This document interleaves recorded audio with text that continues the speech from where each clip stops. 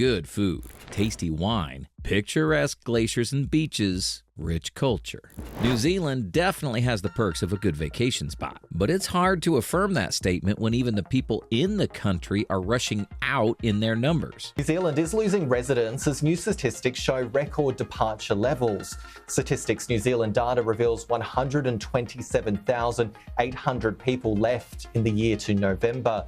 That's right, the Kiwis are fleeing their country, and it's all because of the dark side no one talks about. What are the details about this shocking news? Stay with us in this video to find out. To New Zealand, there is growing concern revolving around the country as record numbers of people are leaving the country amid rising unemployment and economic challenges. Of all the countries around the world that always makes the news, New Zealand isn't one of them, and understandably so. For one, just like Australia, New Zealand is too far from every other country, so it tends to be forgotten in conversations. Secondly, this nation has always been in the bottom percentile of densely populated countries, with only about 20 people per square kilometer. Lastly, New Zealand doesn't play any significant role in international economics, so there's really nothing to put the country in international conversations about, until recently when news of massive immigration from the country hit the global airwaves. When you hear that, you're probably wondering why anyone would want to leave such a peaceful and calm country,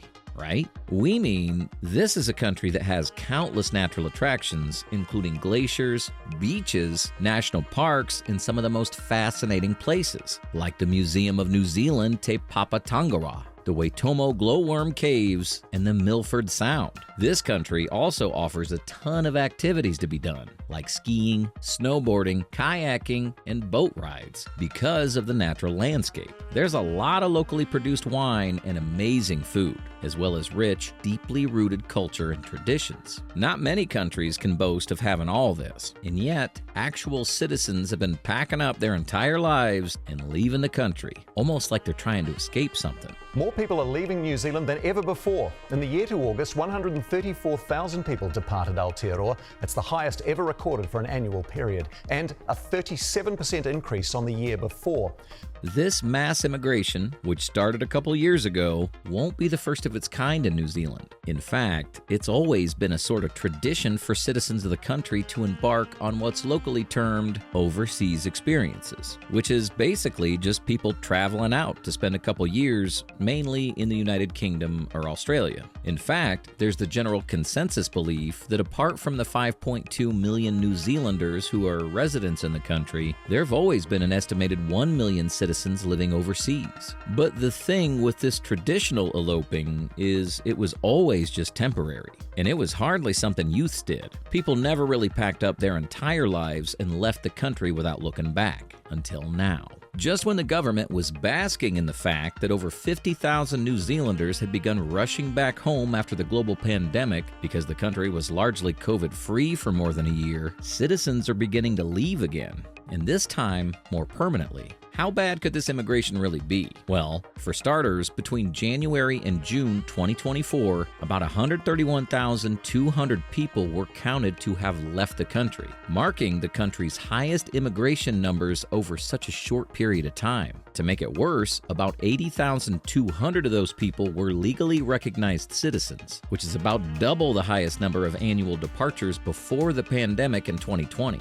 It's better for young people to go to Australia. They can earn more money, they can have overtime, but when they get older, it's better for them to come back to New Zealand. The most disturbing fact about this outward migration is that 40% of the immigrants are aged between 18 and 30, and about 50% of them are heading to Australia. When half of the future leaders and working class of a nation begin to leave for the closest country possible, it's glaring it's no longer for the sake of exploration or anything like that. The major reason for this immigration is that New Zealand is gradually becoming a poor country. Less than a century ago, during the 1950s and 1960s, New Zealand used to be known as one of the richest countries in the world and had one of the top 10 highest standards of living in the world. From 1950, the country's GDP per capita ranked third in the world and remained in the top 5 until 1966. Fast forward to today, and the country's economy is so terrible that the youths are fleeing in search of a better life. Between January 2023 and June 2024, New Zealand experienced 2 recessions. the country fell into the bottom half of GDPs in the developed world.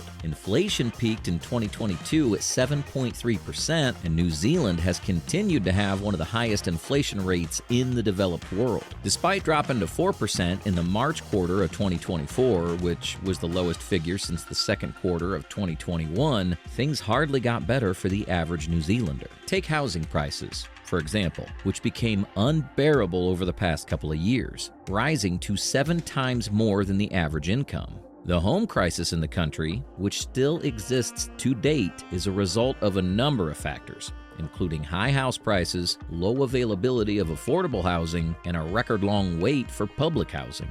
As a result, many people in the lower earning class of the nation were pushed into poverty, and New Zealand now has one of the highest homelessness rates in the Organization for Economic Cooperation and Development. The housing crisis has also led to an exponential increase in preventable diseases because many citizens have been forced into unhealthy living conditions. Probably the craziest part of this is how the government has reportedly spent more than $4 billion each year on accommodation support since 2017, yet it seems to be getting worse. There's also the issue of food prices in New Zealand, which reportedly jumped 56% between 2022 and 2023. By the first quarter of 2024, New Zealand ranked among the poorest countries in the world based on research examining food prices in 67 countries for staple items like rice, bananas, chicken, tomatoes, eggs, and oil. According to this research, a simple food basket has gone up in price by 56% over the past year, putting New Zealand in the same category as some of the poorest nations like Sudan, Honduras, and Ethiopia when it comes to food price inflation. Still very much getting issues coming through with our members based on skills or based on industry, based on region. They're still struggling. For context, Australia, where all the New Zealand youths are supposedly migrating, experienced a 29% decrease in food prices over the same period.